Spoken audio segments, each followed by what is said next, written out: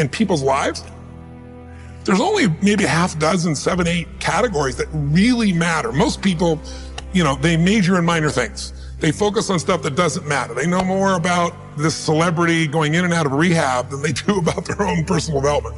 But I if you look at your body, without that, everything else is out the door. You don't want to be richest man in the graveyard. That's not going to do it. If there is energy, if there's vitality, if there's strength, it's going to show up in your relationship. It's going to show up in your business, it's going to show up in your life.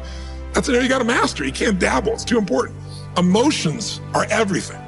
I mean, you got a ton of money, you got everybody loves you, and your primary emotions are pissed off and frustrated, then your life's pissed off and frustrated. It doesn't matter if you got $1 billion or 1 million people loving you, your life is not great. Relationships, intimate relationships especially. It's where the most juice in life comes from. It's where the most pain comes from most people. It's worth mastering instead of dabbling. Really looking at what are you going to do with your time and mastering your time. Instead of having a checklist, you cross it all off. You can mistake movement for achievement. I want to squeeze out of that time what matters, that creates value for me and for everyone I care about and love. What about your career or your business and the mastery of that instead of dabbling? Most businesses are dabblers. That's why they don't make it. 96%, any 10-year period of time, 4% make it. That doesn't even mean they're profitable.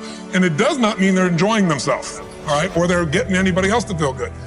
Really mastering money so that it's not a question in your life. You can do and be and give and share as much as you want. You're not stressed about it. You live in a place of abundance. And then spiritually, really, I think, I don't tell people what to believe spiritually, but I believe that ultimately, whatever you believe, you got to live it. And it should lead to growing and giving. Everything in your life happens for a reason. Your responsibility is to look at these things in your life and ask this question, why now? You need activation energy to start the change, to start to sit down, to start to get out of bed, to start to walk out the door. That's the key to creating any kind of change. This activation energy inside of you that causes the initial boom. And then what do we hear over time? Once you start, there's a chain reaction, and that allows you to keep going. The most basic answer, I'm sorry it's so simple, but it's true, it's fear. People make it this complex process. This woman's told me that I don't understand why they don't do this, why I feel this way. I said, it's called fear. Everybody's afraid we're not enough. Everybody's afraid we're not rich enough, smart enough, young enough, quick enough, fast enough. It's human nature.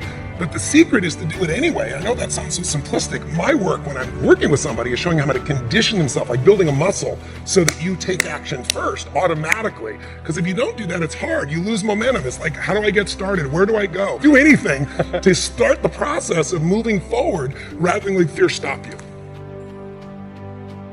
If your goals are easy to achieve, they are not big enough. Set bigger goals.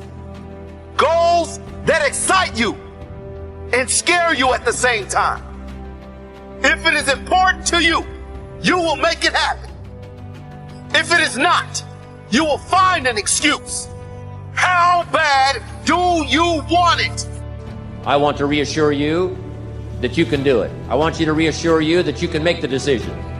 I want to reassure you that no matter what the night, no matter what the storm, no matter what the difficulty, there isn't anybody here that can't figure it out, find some things to do, step at a time, yes.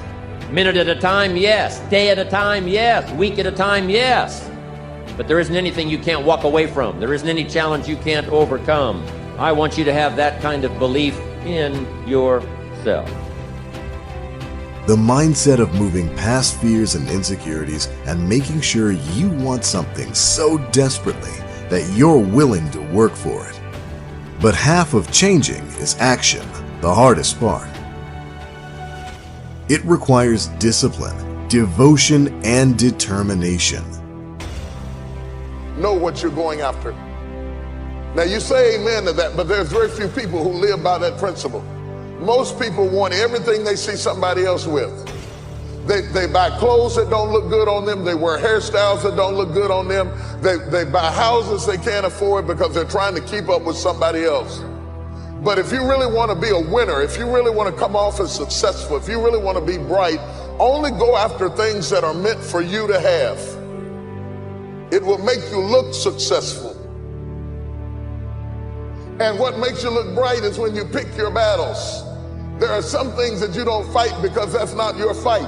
You don't get into that thing. You don't pick those battles. You don't covet what you see somebody else fight down because they're anointed to fight that. They can do that. You might not be gifted to fight that area, and you don't want to covet somebody else's battle or covet somebody else's success. Invest your time to walk and sweat on your journey. Be the winner. Become the winner. Build up your life to become something. You're not over. Your opportunity never ended. This is your time to become something. Covet, and the other word I want you to think about is the word envy, because envy is the attitude that you have about other people's success.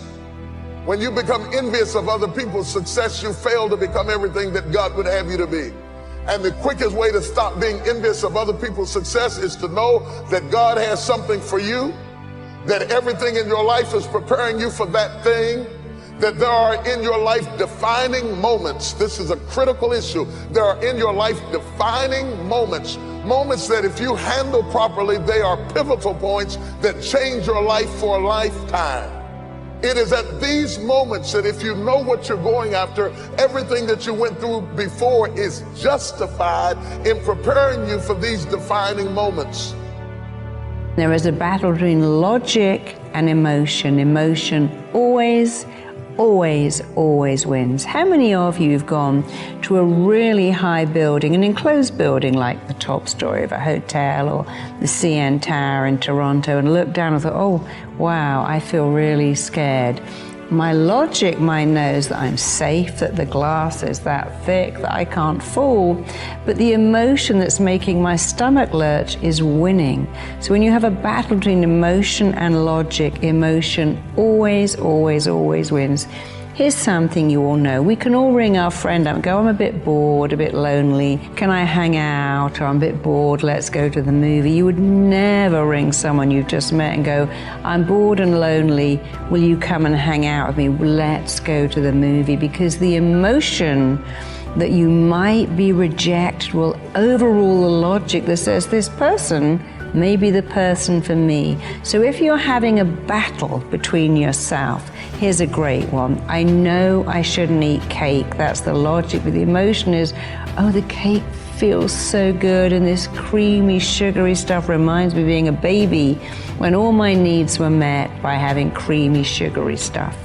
So in a battle between emotion and logic, logic will never win, emotion will always win. And you can make that win for you by making it a better emotion. So here's how to do it. Here's an emotion. I'm scared to ask for a pay rise in case my boss laughs me out of the office. Make it a stronger emotion. If I go to my boss and show them what I've done, how valuable I am, that won't happen. Here's an emotion. I really want to ask that person on a date. I'm not good enough. Change the emotion. I'm wonderful, I'm amazing. What could I get from asking someone on a date that says yes so much? And if they say no, I'm only exactly where I was before, except I've been brave. I've done something courageous. I've taken action. Even if it doesn't work out, I've lost nothing, but I've gained courage. So when you're having a battle between logic and emotion, emotion always wins, logic never wins. That's why you could stand on the windowsill of your apartment if it was on the ground floor, but you would never stand on the windowsill same size if it was 100 stories up, because the emotion that you may fall will defeat the logic that says, I can do this when it's a few feet off the ground. Why can't I do it up here?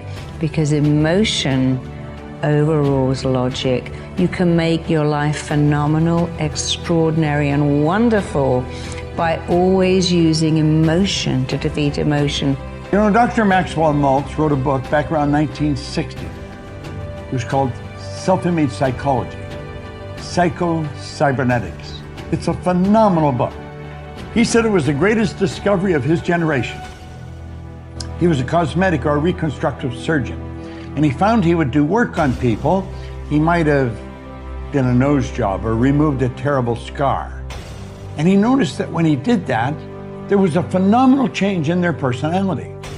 But he noticed with others, he would make a phenomenal physical change, and there was no change in their personality. And that led him to postulate that we have two images. We have the one that's coming back from the mirror, but we've got an inner image. And that inner self-image is literally controlling our life. You will find people that have a very poor self-image or low self-esteem. They won't look you straight in the eye. They're afraid to shake hands with you. They're very shy and withdrawn. They go through life hiding from life. They don't like themselves. They don't know themselves. Do you know when a person improves their self-image, they change their entire life?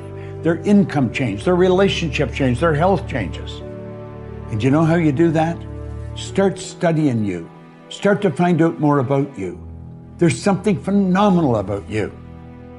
Do you know, when I began to study this material 57 years ago, I had very poor self-image. I had low self-esteem. I took dumb jobs. I never earned any money. I never had fun. I had poor relationships. And as I started to study real solid information, everything in my life started to improve. I've got friends all over the world today. I earn millions of dollars.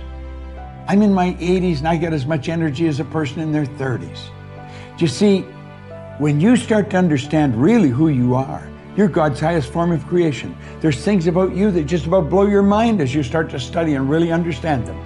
You'll walk a little taller. You'll stand a little straighter. And you know something? You'll enjoy a whole lot more of life.